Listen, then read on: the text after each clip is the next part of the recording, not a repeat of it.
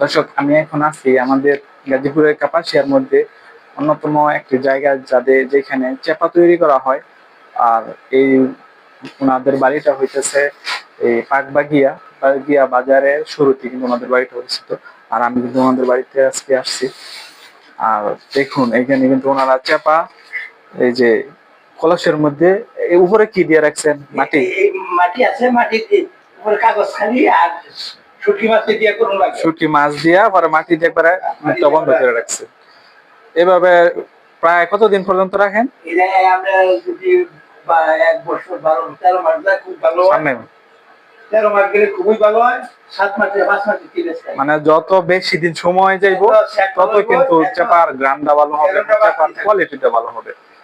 একই জিনিস বড় হইতো না মাল সেন্টের মধ্যে একটু হ্যাঁ, মানে চাপার মেইন জিনিস হচ্ছে যত বেশি দিন মানে এইভাবে কলসের মধ্যে করে রাখা হবে ততই কিন্তু মানে চাপার কোয়ালিটি, গ্রাম সবকিছু ভালো হয়।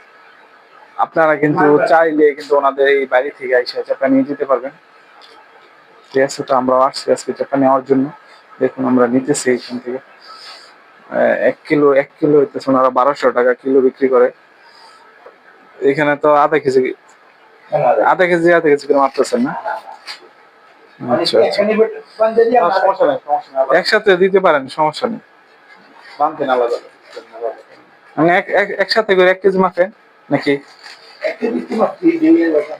আধা কেজি মাপছেন? আধা কেজি মাপছেন। দেন ওনাদের এখানে কিন্তু অনেকগুলো, সারা বছর এতে বিক্রি করেন? হ্যাঁ, 12 মাস বিক্রি করেন ওনারা এইভাবে সংরক্ষণ করে। 12 মাস বিক্রি করেন। এই যে দেখুন কলসের ভিতরে চাপা কিভাবে থাকে, এইভাবে থেকে পরে চাপা হয়।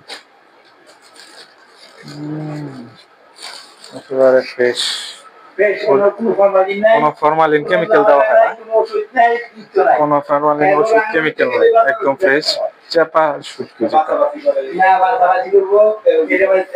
বাজারে তো অনেক সময় বাজারে অনেক সময় মিক্স করে নেয়, কিন্তু ওনাদের এখানে মিক্স করে না।